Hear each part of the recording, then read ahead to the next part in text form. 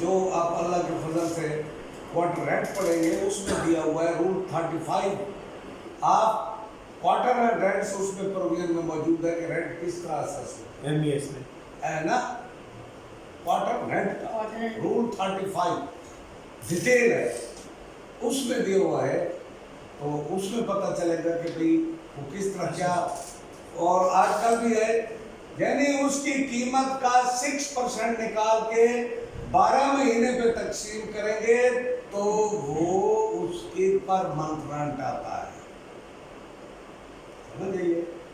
अब per month rent जो है पुराने जमाने में असेस रेंट कम था, यानी एक बेजर का बंगला था तो वो 80 रुपए रेंट था, उस वक्त 5% ज्यादा था, उस वक्त 180 यानी असेस रेंट लिया था। फिर गवर्नमेंट ने ये कहा कि भाई हुक्म हुआ कि आप असेस रेंट जो है रिवाइज करें। एमबीएस ने करना था, इन्होंने एक ही बात की कि अब कीमतें ज्यादा होने की वजह से असेस रेंट बढ़ गया है, लिहाजा अब 5% ही काटा था, वही चल। लेकिन रूल आज भी स्टैंड करता है 5% और असेस रेंट ये आज भी वही कानून है।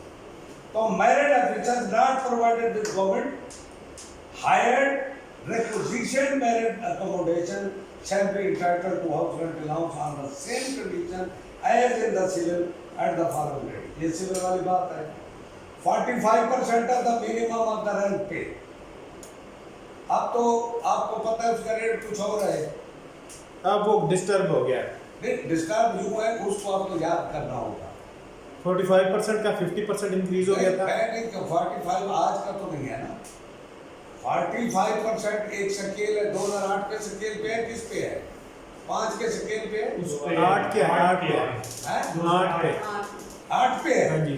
अब उसके बाद का उसका 50% उसमें ऐड कर 2018 में लेटर आया। यही बात है ना। अब वो 8 वाला आपने देखना है, स्केल आपके पास है, मिनिमम ऑफ द स्केल का 45% निकाले, किसी का भी है मिनिमम 45% निकाले। आपको कैलकुलेट भी करना जाए तो फला बंदा कितने ले रहा है तो आप उसको करें, वो 8 के स्केल आपके पास हो गए, उसका 45% निकाले और उनका आधा उसमें मजीद जमा 50% है तो वो आपका हाउस रेंट अलाउंस मान गया। ये बात समझ आ गई है। अब 45 जो है ये स्पेसिफाइड स्टेशन पे मखसूस पे है, ठीक है।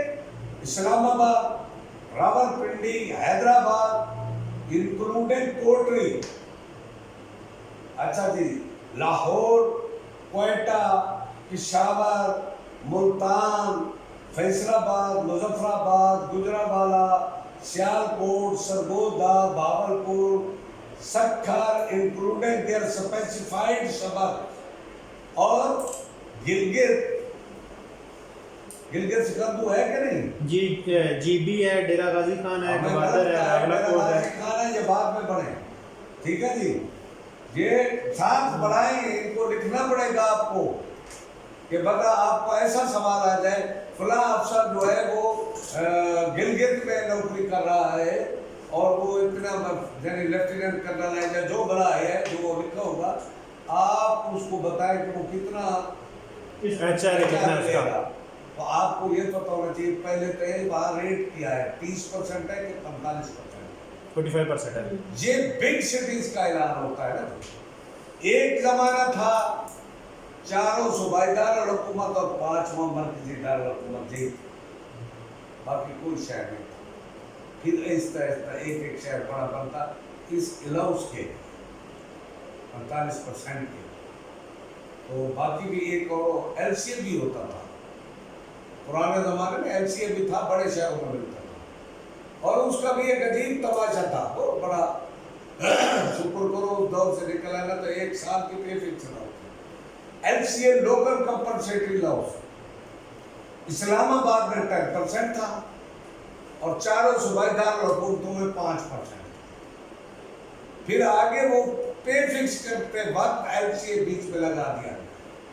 अब वो बात गड़बड़ हो गई, जो इस्लामाबाद से लाहौर गया उसकी तनख्वाह ज्यादा, उसकी कम, बाहर हो रहा। फिर उन्होंने कहा कि प्रिजेंटिव बुनियादों पे 10% ऐड कर दें। तो ये चीजें वहां थी, इसलिए मैं बता रहा हूँ कि ये 7 लेकिन है गिलगित है, सकरदू है, स्कर्दू नहीं sir, Gilgit DG Khan, GB, Gwadar, Rawalakot और मीरपुर। अच्छा मीरपुर भी है। अच्छा उस दिन मैंने कौन सा देखा है, एक शहर का नाम था यार, सिविल में तो इतने स्टेशन नहीं हैं? नहीं ये सब के लिए सबके लिए अच्छा, एक सिटी ये जिस चीज को साथ ले रहे हैं ना, डिक्लेयर कर दिया जाता है for the purpose of house rent allowance, वो 71,000 इसके जो वो फौजी है के सिविलियन है सब पे लागू। हायरिंग नहीं, एचआरए। अच्छा हायरिंग का जो है वो सिर्फ इस्लामाबाद अलहदा है, बाकी स्पेसिफाइड स्टेशन पे अलहदा है। तो आपको याद हो स्पेसिफाइड स्टेशन यही है, इसके अलावा हायरिंग होती नहीं है। सरगोदा में हायरिंग होती है? नहीं होती सर। सर ये सिर्फ लाहौर कराची। आपको मैं बताऊँ ना, देखिए बात में रूल में सरगोदे का इधर नाम है जी है ना, है। बिग सिटी में है सरगोदा, वो भी है बिल्कुल है। हायरिंग नहीं हुई। हर बात ये है कानून की मना कोई नहीं होती, ये एक बात है। हायरिंग क्यों की जाती है? आप अल्लाह करेगा जब आप वर्क्स पे आएंगे तो मैं ये मसले उधर हाल होते हैं। हायरिंग होती है shortage of due to shortage of accommodation, government accommodation. Government accommodation जो प्रॉपर अकोमोडेशन है तो गवर्नमेंट हायर करती है, खुद बंदा नहीं करता। वो मुआहदा बंदे और किराएदार के मालिक मकान के दरमियान में होता है, गवर्नमेंट और मालिक मकान। गवर्नमेंट और मालिक मकान के दरमियान में होता है। तो वो उसको, और याद रखें रिहाइश हक है ना, वो ये और बात है जो निजी बात बनती है वहाँ पर नहीं करते हैं। 30% of minimum of the rent पे एट ऑल अदर प्लेसेस, बाकी पे 30%। Married officer provided with single accommodation in messes, bachelor officer quarters outside the mess premises will pay rent at the district rate and will draw out rent allowance admissible under the rule. याद रखना, bachelor officer से BOQ में रहने के लिए कोई rent नहीं लिया जाएगा, लेकिन मैरिड ऑफिसर अगर मेस में अकेला रहता है विदाउट फैमिली, बहुत सी जगह ऐसी हैं जहाँ पे नॉन फैमिली स्टेशन है, फैमिली नहीं रख सकते, तो अगर वो बैचलर यानी बीओक्यू में रह रहा है तो 5% देगा रेंट, मगर हाउस रेंट अलाउंस लेगा।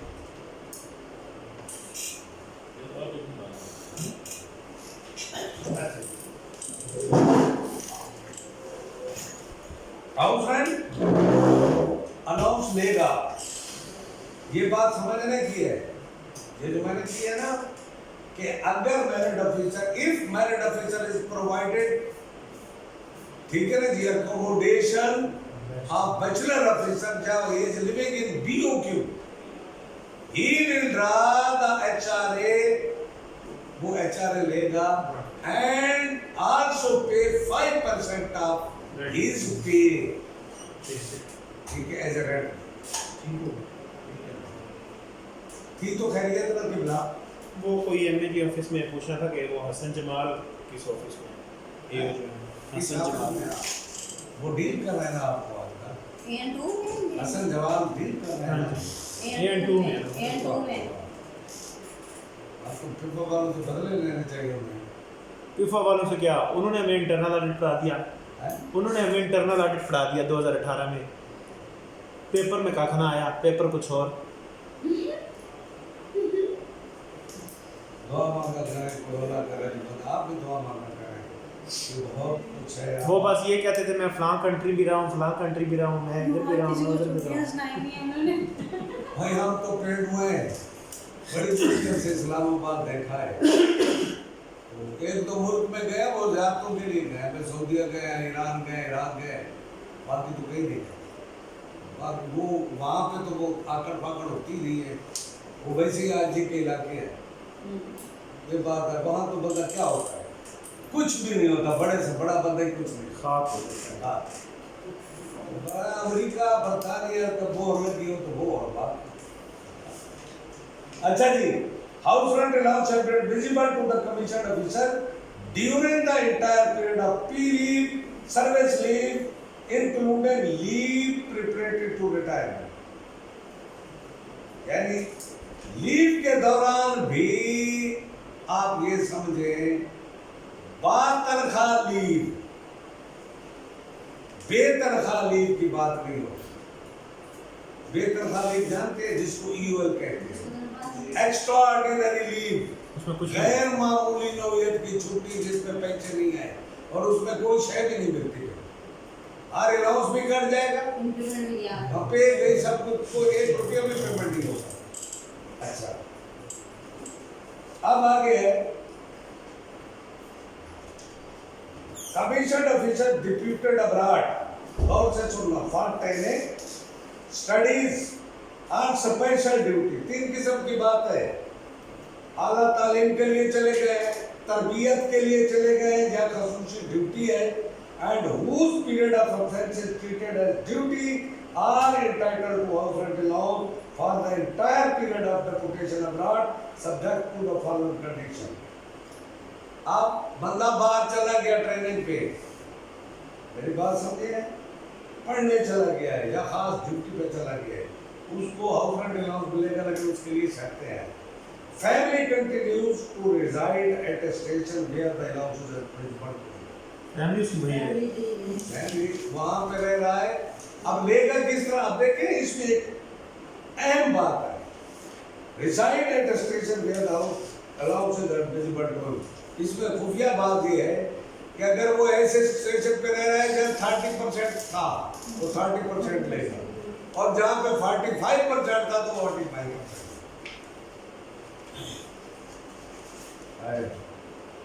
Government servant continues to incur the expenditure for which the allowance is sanctioned.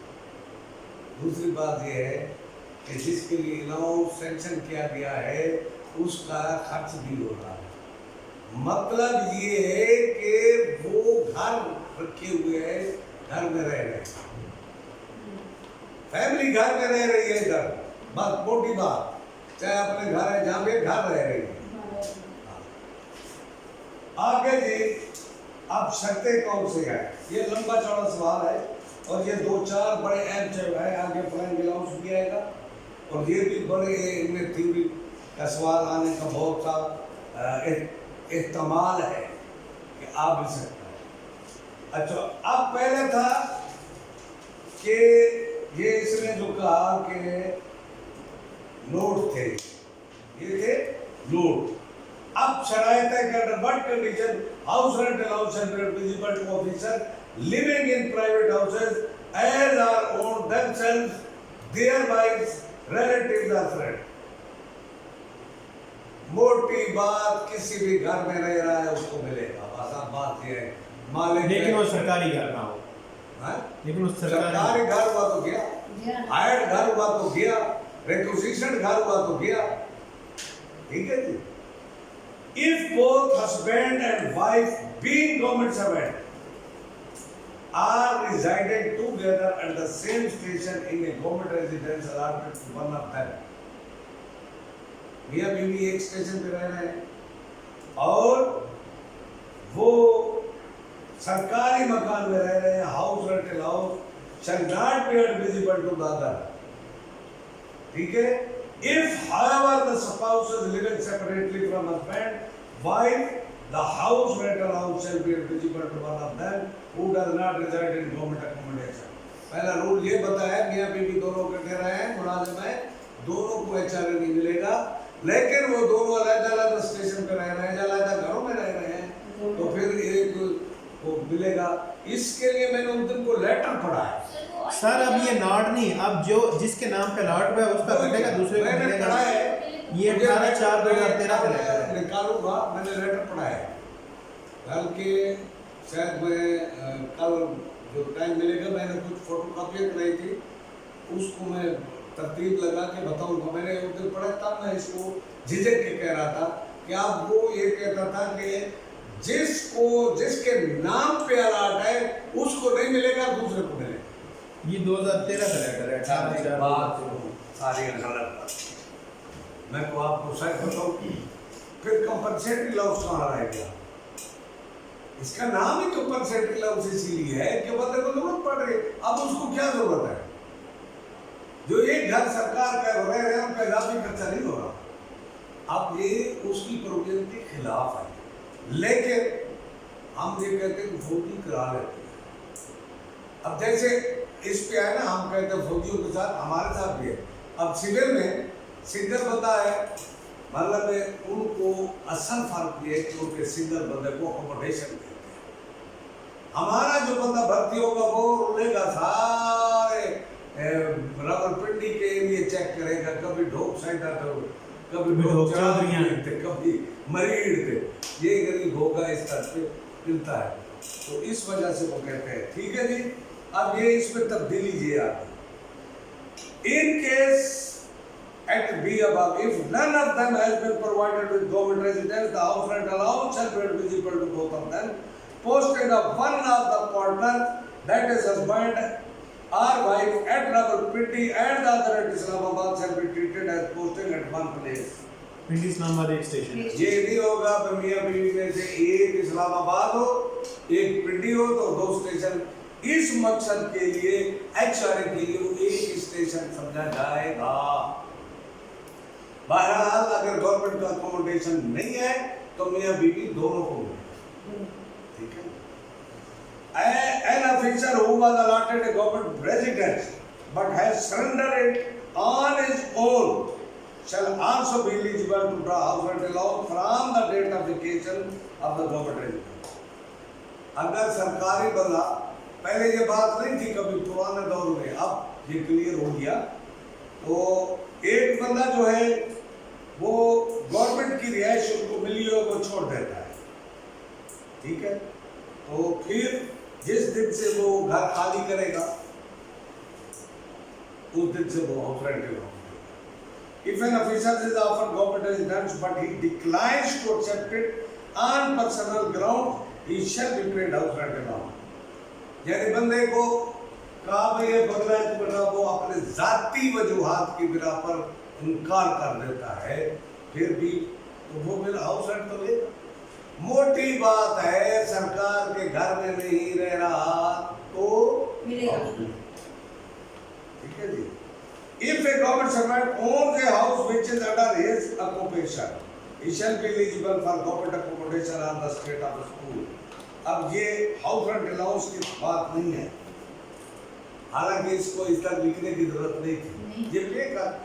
ये बात है कि अगर बंदे का जाती मकान है तो वो सरकारी घर लेने का हक रखता है। और कितने बंदे आए इधर, हाँ जी, इसमें तो यही है पार्ट अमेंडमेंट। अब हमारे वहाँ वो कहते हैं जिसकी अकोमोडेशन है अपनी वो नहीं ले सकता गवर्नमेंट। किसने कहा? एफएटी में से गलत कहते हैं, ये खुद साख्ता कानून है। उन्होंने ये कहा हमारे यहाँ फौजी कितने बंदे देखे हमने अपना मकान किराए पे, अपने मकान किराए पे है और वो घर लेके बैठे हैं, जेसीओ है। ये तो बात गलत है। अच्छा, in case of unmarried sons and daughters who are entitled to government residence but are residing with their parents, having been allotted a government residence, the house rent shall be payable to them subject to suspension of their title to government residence, which can be reviewed from a date when they elect not to receive the house rent allowance.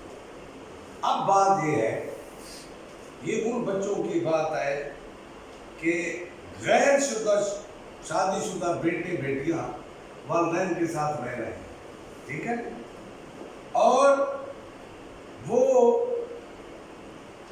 यानी सरकारी मुलाजिम है बेटे बेटे और government के उसके हकदार हैं, तो वो उस हवाले से अपने वालिदैन के साथ रहते हैं।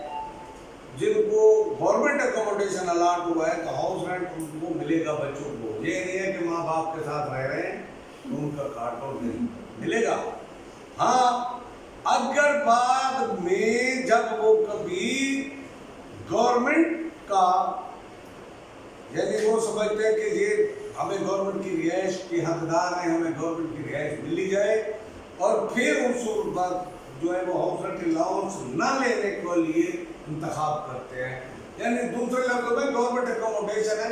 आपको ये बात याद करनी चाहिए, बेटे बेटियां अगर माँ बाप के साथ सरकारी मकान में, माँ बाप में से किसी एक को अलाट है, सरकारी मकान में रहते हैं, तो वो इसके हकदार यानी HRA लेने के हकदार हैं।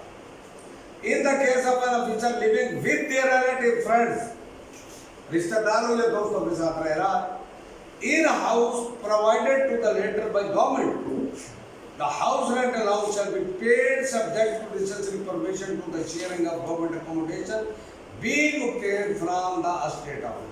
अब ये भी प्योरली अलॉटमेंट ऑफ accommodation की बात है, हाउस रेंट की बात नहीं है। अगर किसी रिश्तेदार किसी को साथ ठहराने के लिए, घर को शेयर करने के लिए बाकायदा परमिशन लेनी पड़ती है, वो भी मुलाजम है, वो भी मुलाजम है, इस सूरत में परमिशन लेनी पड़ती है, उसके कवायद और ज़वाबित आपके क्वार्टर रेंट में मौजूद है।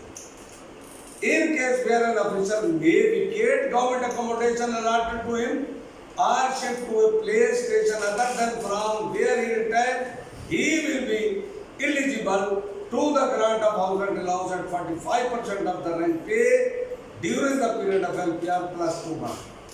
ये दिलचस्प बात है, याद रखना कि एक बंदा गवर्नमेंट अकोमोडेशन में रह रहा है और LPR के दौरान वो गवर्नमेंट का अकोमोडेशन छोड़ के उस जगह से दूसरी किसी जगह यानी अपने आबाई घर चला जाता है। इनको ये नहीं देखना कि वो कहाँ गया है, इनके लिए पक्का है कि 45% वाला वो जो फार्मूला है पूरा दर्जन के आउटलेट उसका वो मिलेगा LPR के दौरान और मजीद 2 महीने जमा करेंगे। 12 महीने के LPR है तो 14 महीने तक उसको ये अलाउंस मिलेगा। इसकी क्या वजह है 2 महीने? क्योंकि गवर्नमेंट अकोमोडेशन भी LPR प्लस 2 मंथ्स जो आपकी क्वार्टर रेंट की प्रोविजन है, नॉर्मल रेंट और अलाइड चार्जेस जिस तरह बंदा हाजिर सर्विस होता है तो 2 महीने उसको मजीद वो फिर TR पे जमा करवाएगा, वो फिर TR पे जमा करवाएगा, जाहिर है उसकी पे तो नहीं होगी नौकरी 2 महीने बाद में, तो वो TR पे उसको चार्जेस या उसके लिए ये बात है पहले जमा कराएगा, पहले जमा कराएगा जी अगर रह रहा है अकोमोडेशन में तो पहले। अब महीना गुजरने के बाद है भागे। ये आप क्वार्टर रेंट आपने पढ़ी है, पूरी नहीं पढ़ी, मुझे पता है सर पूरी पढ़ाई की आपने? पढ़ाई थी? हाँ पूरी पढ़ाई। तो ये तो 6 माह है किसके? कि 2 माह की जगह 6 माह रह सकते हैं। नहीं वो और तरीका है। देखो ना 2 महीने 6 महीने में साल में रह सकता है। अब बातें मुख्तलिफ हैं, वो मैं इसलिए इसको डिस्कस करने से जहाँ चूंकि HRA की बात है, HRA जो है LPR प्लस 2 माह, बस हमने HRA के हवाले से पढ़ना है। अब फ्लाइंग अलाउंस, एक आप फ्लाइंग अलाउंस पढ़ाए थे इसमें वालीबान में अब दोनों एक फ्लाइंग अलाउंस इधर लिख दिए, एक उधर। अलाउंस असल थी पहले जमाने में SSG भी पे हुआ करती थी, वो SSG का नाम अब मैं कह रहा हूँ ना ये फ्लाइंग भी पे थी। अच्छा। ये दोनों उस किताब वाले मन में थे, फिर ये अलाउंस हुए। अलाउंस होने के बाद ये एक चीज को इधर कन्वर्ट कर दिया और उसको नहीं किया। वो कौन से थे लोग जिनको फ्लाइंग पे? वो इंजीनियर के, हाँ इंजीनियर के थे और जो फ्लाइंग आर्मी एविएशन के, जो आर्ट्स कंप्लीट फ्लाइंग आर्ट्स की कंप्लीट कर रहे थे। EME के अच्छा। फ्लाइंग आर्ट्स वो इंजीनियर है, वो देखभाल करते हैं और उनकी अथराइजेशन तैयारों के हिसाब से है। हाँ जी ये बात बतानी थी। आप देख लो मैं वो 2 तैयारों पे 3 बंदे, याद आप लोगों ने करना है, याद नहीं कर रहा, हालांकि आपको याद होना चाहिए ना, मुझे तो नहीं होना चाहिए। सर वो आपने बताया था कि 2 जहाज होंगे, 2 तैयारे होंगे तो 3 बंदे होंगे। मुख्तलिफ एक जहाज कुछ हेलीकॉप्टर है उस पे 1.5 बंदा अथराइज है, हाँ ठीक है, फिर वो बन जाते हैं 3 बंदे, 2 जहाज 2 हेलीकॉप्टर तो 3 बन गए। और अगर एक हेलीकॉप्टर हो तो फिर बंदा आधा तो कर नहीं सकते, फिर यूं करते हैं 1 महीने 2, 1 महीने 1, 3 हो गए। बात समझ रही है? ये अक्सर ऐसे होता है। तो वो बहरहाल आपने जो रूलिंग है वो याद रखनी है, वो उनका फ्लाइंग आवर से कोई ताल्लुक नहीं है। ये जो फ्लाइंग अलाउंस है आर्मी एविएशन के जो पायलट्स हैं ये आर्मी से ताल्लुक रखते हैं। आर्मी एविएशन के पायलट ये एयरफोर्स के नहीं होते। Officers qualified as army aviation pilots, flying instructor, pilot भी इंस्ट्रक्टर भी, ये इन दोनों की बात है, will receive flying allowance at the rate of 40% of the rank pay up to the lieutenant colonel and then kept constant for higher ranks. अब इसमें कुछ मेरा ख्याल है वो टेबल बना हुआ है इसका, ये भी वो रूटीन से हट गया है। सर जो 40% है वो 50% हाँ?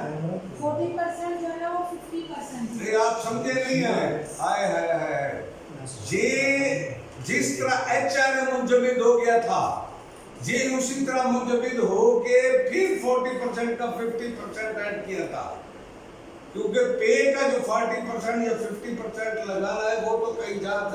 अब देखें ये बता दे रहा है 1 लाख का था, तो उसका 40% अगर लगेगा 40,000 वो फ्लाइंग अलाउंस ले रहा है। हाँ। इसी तरह एसएसजी लोन भी ले रहा है तो वो 40,000 वो बनेगा। इस साल में ये दे रहा हूँ उसके लिए। किस ईयर पे ये फिक्स हुआ? इसका आप ये 2011 वाली है किताब आपकी, ये किताब है, ये 2014 वाली वॉल्यूम 1 ना? हाँ जी सर जी। ये दिखाए ना मुझे, मैं इसके लिए कुछ पूरे वॉल्यूम 1 का रूल 23 है सर। नहीं, जो चीज मैं कह रहा हूँ वो चीज देखना चाहता हूँ। अच्छा देखिए सफा उसका 108, ठीक है।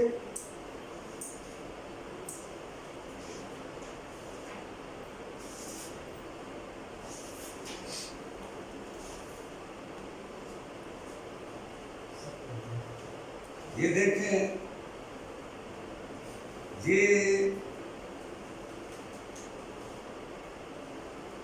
अक्षर एम है और 107 सफा मैं आपको ये बता रहा हूं कि आपको तकलीफ करने की जरूरत नहीं होगी। इधर कैलकुलेटेड बकायदा लिखा हुआ है, ये अलाउंसेस का बकायदा अक्षर बना हुआ है। उन्हें पता था कि हम भूलेंगे किसी का किसी जगह पे। इसमें flying submarine SLG allowance is admissible to the जेजुआन the basic pay drawn on 31/94 in the relevant scale of 91 laid down it है। देखिए अफसरों के लिए उन्होंने लगा दिया है। अब जेसी कौन सा तैयार उड़ाता है, ऐसे ही उनके लिए भी जेसी ग्रीड के लिए कुछ है वो आगे आएगा, लेकिन अफसर है उनके लिए। लेकिन याद रखना इसका रूल ये है कि लेफ्टिनेंट कर्नल का मैक्सिमम जो है देन केप्ट कांस्टेंट, ऊपर वाले चाहे जनरल भी उड़ा रहा है उसको भी वही पैसे मिलेंगे, रेट पक्का, जो लेफ्टिनेंट कर्नल को मैक्सिमम मिलता है। अब बात समझ गए, ये इशू टल गया ना। जी सर। बड़ी खतरनाक बात थी कैसे कैलकुलेट करते हैं। और इसी तरह आप अब आपके पास भी होगा चार्ट एचआरए का, है कि नहीं? नहीं सर, तो आप किस तरह कैलकुलेट करते हैं? वो अलमारी पे लिखे है सर।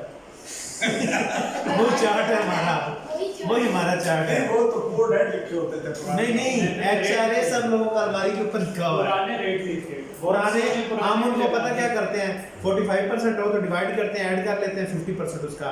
अगर 30% नहीं, आप एक छोटा सा बना के रहे, सिर्फ 1-2 बंदों की, आप सिविलियन की बना रहे हैं ना, आप उसका बना रहे हैं, दोनों एक तरह सा चिप पेपर बना रहे हैं। यहाँ एक जगह पे लिख लेंगे सबको, आपने बनाना है भाई, ये तरीका पता है मुझे, वो स्केल कंफर्म 2008 के स्केल है, ऐसे है और है जी 2008 के 45% या 30% निकाल के अब उसका आधा बीच में और जमा कर देना है तुम्हारा। और ये भी आपका क्लियर हो गया कि नहीं? जी आप जाओ। अच्छा जी, अब आगे पढ़े जी। अब फ्लाइंग, ये बात है, the grant of flying allowance will be subject to the following condition. अब जो फ्लाइंग अलाउंस की अदायगी का ताल्लुक है, ये आपके लिए आएगा अंडर व्हाट कंडीशन, ये समझने वाली है। Production of certificate at the end of the year from the commanding officer of the unit where the officer serving that he had completed the minimum number of flying hours as under, यानी साल के इख्तिताम पर जो officer का commanding officer है, unit को command कर रहा है या बेस कमांडर है, वो जो यहाँ पे अफसर काम कर रहा है, वो एक सर्टिफिकेट देगा किसकी? He had completed the minimum number of flying hours. उसने कम अज कम फ्लाइंग आवर्स ये पूरे किए हैं। 45 hour per annum in single piston aircraft. बात समझ गए?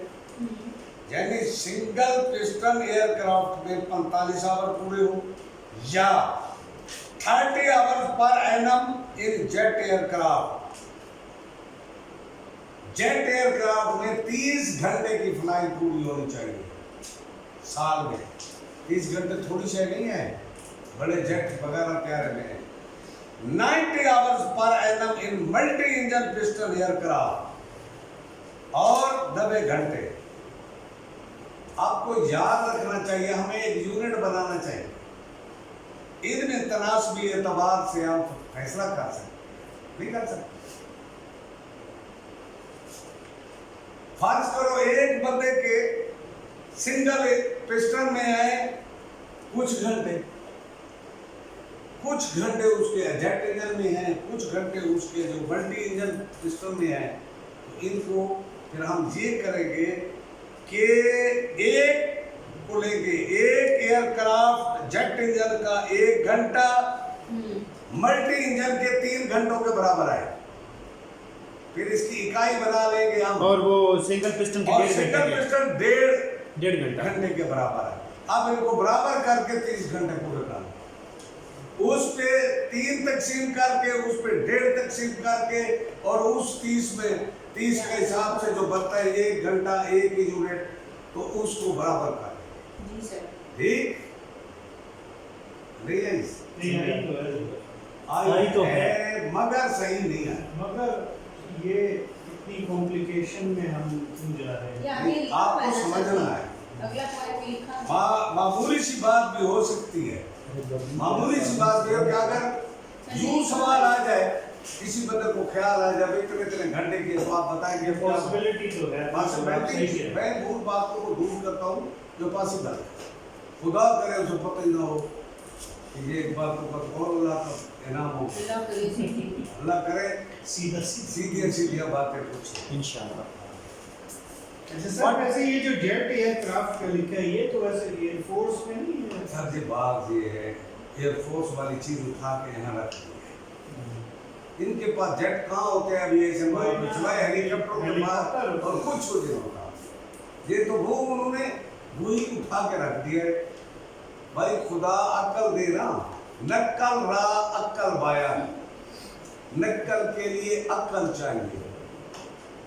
सर ये के पास अकल है नहीं सर, हैं? फौजियों के पास नहीं। सर अपने वज़ीर आज़म साहब का जो होता है पायलट, ये आर्मी का होता है या सिविल होता है? आर्मी एविएशन के आर्मी एविएशन का होता है, उसके तो घंटे पूरे ही पूरे हैं ना, उसके पूरे के रूट में जाता है। ये आपका एविएशन स्क्वाड्रन है ना उनके साथ, आपको पता नहीं है। हम हर साल उसके पैसे लेते हैं सिविल इदारे से जी, वो क्रेडिट करते हैं। आप जाके कौन सेक्शन में तो पूछे एजीपीआर से लेते हैं जी, वो देती है, हमें पैसे ट्रांसफर करते हैं। वो है बुक डेबिट क्रेडिट, लेकर होता है पूरे जितने बंदे वो हैं सबका। और आपका यूए भी उधर आपका है, यूं समझे, वो उस क्वार्टर में जो यूए है वो क्लेम करता है। वो बैद साहब तो नहीं है? ये मुझे नहीं पता आप कौन है, लेकिन ये कबर का बताने के लिए मेरे पास जो बात है ये इतनी है। ये आप बस यूनिट मैंने सिखा दिए, इनको पढ़ने की जरूरत नहीं है। जी सर जी। डी बाबा Do not include second pilot flying, but include dual flying in training flight. अब सेकंड पायलट और होता है, यानी सेकंड पायलट लेकिन dual flying in training flight, एक बंदा उड़ा रहा है दूसरा सिखा रहा है, डुअल फ्लाइट की बात है, दो तो जोड़ी वो शामिल होंगे, लेकिन जो सेकंड पायलट के तौर पे साथ बैठा है वो उसके लिए होगा। The year for this purpose mean, अब इसके लिए साल कौन सा है? Calendar year commencing from 1st January and ending 31st December। अब आर लिखने की जरूरत ही नहीं कि कैलेंडर मंथ, कैलेंडर ईयर का मतलब यही होता है कि जनवरी फरवरी से 31 दिसंबर, ये आर तो बेतुका लिखा हुआ है, ये नहीं होना चाहिए। If at the end of a year, अगर साल के इख्तिताम पर an officer has not been able to complete the requisite hour, एक अफसर ने मतलूबा घंटे पूरे नहीं किए, he will cease to draw flying allowance with effect from 1st January of the following year। अगले साल पूरे साल उसको नहीं मिलेगा। माशाअल्लाह। If in the new year, अगला साल आया, he complete the hour for that year, अब वो उस साल के घंटे पूरे कर लेता है, he will resume driving the flying allowance तो उससे अगले साल with effect from the 1st of the month, ना अगले साल, यहाँ बचत है। उसी Following that साल which is complete, जिस महीने में घंटे पूरे करता है उससे अगले महीने, वो उस जुलाई अगले में महीने की जब जुलाई में जाके पूरे कर लेता है, तो जब कम अकाश से उसको मिलना शुरू हो जाए। वाह जी वाह। ठीक है। It will be visible to an officer for so long as he remains fit for flying। जब तक बंदा फ्लाइंग के लिए फिट होगा तब तक मिलता रहेगा, including the period of leave pending release retirement subject to the condition set out in sub rule 1 to 3 above। LPR में ड्यूटी लेगा लेकिन शर्तें ऊपर वाली हैं, अगर LPR से पहले साल में आवर कंप्लीट नहीं हुए तो वो गया, फिर LPR पे भी नहीं मिलेगा। याद रखना, उसने वो शर्त पूरी करेगा तब LPR में तो कर ही नहीं सकता ना। नहीं, आप समझेंगे LPR से पहले साल कर लेगा तो फिर यूं समझे एक बंदे ने LPR पे जाना है यकम जनवरी 2022 से, अब 31 दिसंबर 2021 तक अगर उसने अपने मतलूबा फ्लाइंग आवर पूरे कर लिए तो फिर वो LPR के दौरान लेता रहेगा, और अगर नहीं किए तो फिर अल्लाह क्या LPR में तो वैसे ही वो कर वैसे ही खत्म, वो फिर रिज्यूम तो हो नहीं सकता। It will not be यानी यूं है, it will not be admissible to an officer who is temporarily grounded from flying duty due to flying disciplinary reason। बात समझ आ गई, इसकी तो बताने की जरूरत नहीं है। Effective date of cessation and restoration of flying allowance will be decided by the Chief of the Army Staff या Vice Chief of the Army Staff। अब तो Vice Chief कोई नहीं है ना, वाइस चीफ को नहीं, चीफ ऑफ जनरल स्टाफ है ना। नहीं, जब वो और होता है, वो वाइस नहीं होता, वो लेफ्टिनेंट जनरल होता है, just like DMAG military account, वो GHQ का कंट्रोलर है, chief of the general staff, CGS जिसको कहते हैं वो chief of the general staff, और COS chief of the army staff. पहले सियासत के दौरान ये उपौधा निकाला गया था कि सदर साहब ने भी काम सदर करना है, साहब भी जनरल और आर्मी का भी जनरल, वो vice chief of the army staff, फिर आर्मी को वो संभालता था उधर। फिर COS, VCOS in his discretion may relax waive of the specified hours in the case of officer who for special reason as such as sickness, service commitments have not been able to fly the required number of hours and thereby allow them to continue to draw flying pay as if they had completed the required hours। Sir flying पे नहीं, flying allowance है, flying allowance है, allowance है। बस जब बदल ही गया, अब पुराना बोला हफ्ते चढ़ा था वो वैसे को वैसे लिख दिया अल्लाह के बंदों ने। ठीक है जी, बात समझ गए? आर्मी चीफ को अख्तियार है वो वेव ऑफ कर सकता है, भाई घंटे 30 पूरे करने थे। मैं मिसाल देता हूँ, 25 उसने 25 किया या 10 किया या बीमार 20 है। किया है, बीमार हो गया या सरकारी काम की वजह से जहाज नहीं 2 उड़ा घंटे पूरे नहीं कर सकता, तो वो वेव ऑफ कर सकता है। Flying allowance will be allowed in conjunction with, यानी ये कमांड स्टाफ चार्ट के साथ भी मिलेगा।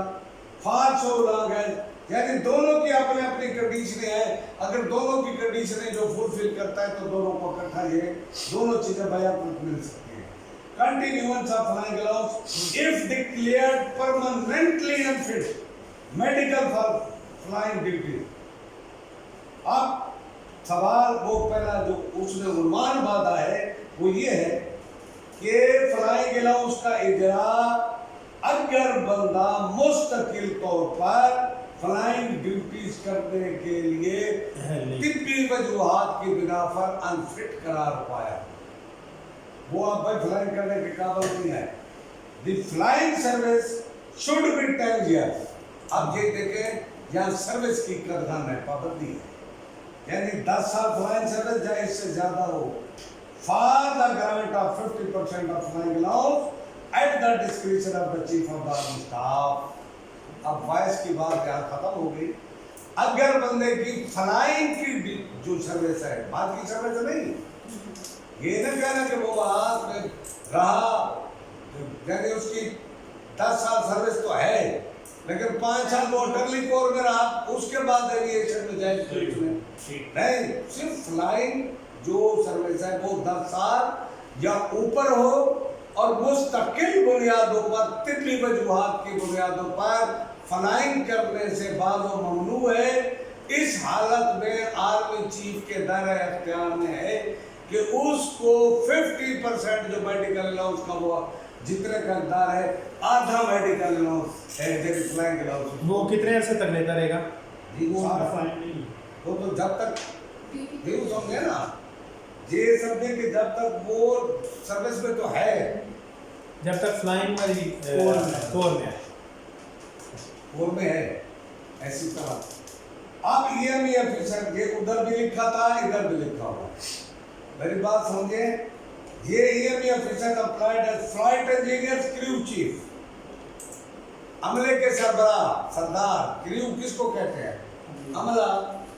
वो कश्ती होती है ना, जहाज, मला जिसको कश्ती चलाने वाले बाकी उसके महतहत होते हैं, बेसिकली बुनियादी तौर पर क्रू उस अमले को कहा जाता है।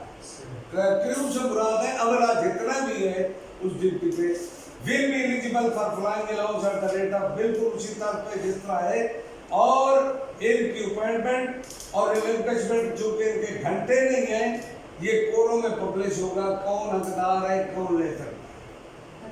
बात अपनी तरफ से तो है नहीं। अब ये देखिए, कोबरा हेलीकॉप्टर है तो 2 टेस्ट, एक ये जो स्क्वाड्रन है पूरा, उस स्क्वाड्रन पे 2 इंजीनियर अथराइज है। सर ये तो वही वाली है सारी चीज। ये अब वही है जो पढ़ी थी। जज़ाकल्लाह, ऐसी बातें करें तो मुझे खुशी होती है। अब मेरे भाई, आपका यही किस्म के जो अलाउंस है जैसे लोहार के आ गए, चित्राल अलाउंस है, ये चेंज हुए। चित्राल अलाउंस नहीं वही है, 30, 20, 15, 15, 7.5, 5, 1, 1.5। नहीं, अफसरों का हुआ है। ये किस देखें ये आप अफसरों का हुआ है, पर उनका नहीं हुआ। क्यों नहीं करते? सर वो अशरफुल मखलूक का। आप लोग करें ना, सर हम कैसे कर लें? आपके अल्लाह ने सर ये अथॉरिटी आपके पास है कि आप एक लेफ्टिनेंट को मेजर जनरल, लेफ्टिनेंट जनरल तक ले जाते हैं, वापस ले आते हैं। हम नहीं जा सकते। अल्लाह ने भी आपके हाथ में रोजी रोटी की तकसीम का हिसाब किताब रखा है। आप ही के तवज्जुह से जनरल रोजी पा रहे हैं, आपको थोड़ी चीज है। सर हमने भी खुदाई तकसीम रखी हुई है ना, फिर किसी को ज्यादा किसी को कम। अच्छा जी, हिल अलाउंस भी है, ये उसी तर्ज पे। और SSC ये देखें, ये इसमें को तब्दीली है। मकरान जमीन का 300 पर मंथ हो गया। कितना? ये ग्रेड A में है ना, ये चेंज हुए हैं। कितना है? सर जी ये हुआ है 40% ऑफ पे ऑफ रैंक आर 300 मैक्सिमम, और है अप टू 300 रुपीस। देखे, और अगर नहीं करते तो रोना पड़ेगा, मैं 40% ही दो, 300 और दे। हाँ और आएगा तो पता चलेगा ना।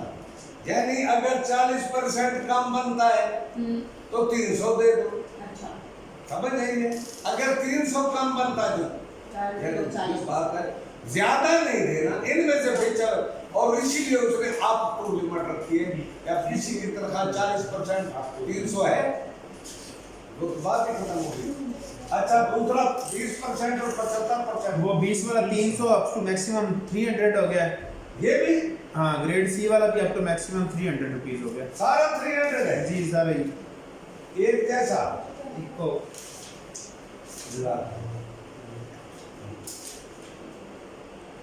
अब इनके लिए थोड़ी सी इस्तेलाह आपको समझानी है, थोड़ी सी। इसमें ये बात है, ओ married living with family whether both on married establishment और नॉट। शादीशुदा बंदे हैं, सर कौन से वाले की? नोट नहीं है नीचे, मैं चौथा नोट इसी के नीचे पढ़ रहा हूँ। हाँ जी ये ठीक है। चौथी सफे पे, अगर जैसलदार में वो शादीशुदा है, फैमिली के साथ रह रहा है और मैरिड एस्टैब्लिशमेंट पे है या नहीं, 100% पे। अब आपको मैं बताऊं, अब तो बात है बहुत सी। Married establishment accepted. इनमें आर्मी में एक बात होती थी, एक परसेंटेज होती थी हर में। मसलन सिपाहियों में 33% को मैरिड एस्टैब्लिशमेंट तस्लीम करते थे, शादीशुदा बंदों में 33% को। अब तो सबको मिलता है इसलिए जैसे सिलेक्शन ग्रेड होता था जी। अब 33% को वो मैरिड एस्टैब्लिशमेंट लेते। हवलदारों को 50% था, जैसलदार का 100% था। यानी ये बात थी कि बेशक वो गरीब शादीशुदा सब कुछ बात है, वो हमारा ही समझ वो CILQ जो है उनको मैरिड एस्टैब्लिशमेंट में जो बंदे आते थे उनको मिलता था। बाकी भी जो आ गए, अकोमोडेशन की अलॉटमेंट भी हुई है। अब जहां इसका रेट भी उसने कहा है कि फैमिली के साथ रह रहा है तो पूरा रेट जो ऊपर 300 का 300 मिलेगा। Married not living with family है, शादीशुदा लेकिन फैमिली साथ नहीं है, फैमिली अपने घर में है, तो 300 का 75%। नहीं समझ आएगी? 250 रुपया मिलेगा। और सिंगल है तो 2/3 पक्का, 66 सही 2/3, 100 के 3 हिस्सा करें, 33 से 100 का 3 हिस्से तो नहीं बनते, 33 3 99, एक बच जाएगा। फिर उसको उसने कसूर से तकसीम किया है, लिहाजा मेरे कागजों में आप 2/3 रेट का कर लें।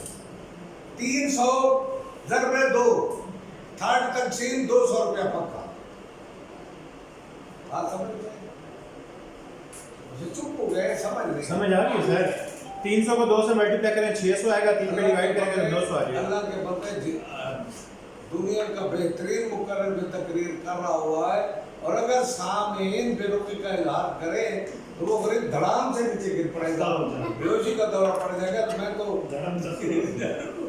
आप कब चुप होते हैं, चलो आवाज ना निकाले, यूं कर दिया करो, मैं समझ जाऊंगा। अच्छा, तो टाइम भी बता दें मुझे। टाइम भी बता दे। जी हो गए? जी पक्के? जी सर पक्के टक्के। अच्छा सर, इसको पढ़ लिया ना? अब ये डेंजर बनी आपने पढ़ी है, इसका रेट चेंज हुआ है? हुआ सर। ये 75 वाला मैडम कितना हो गया मेरे पास? मेरे आगे 75 वाला 245, हाँ 245 हो गया, और 50 वाला 145 हो गया। 145 ये इसको सबको पता है, ठीक से लिखकर है। हैं? अच्छा 215 मेरे पास कुछ बता रहे और किसी ने 245 ही है।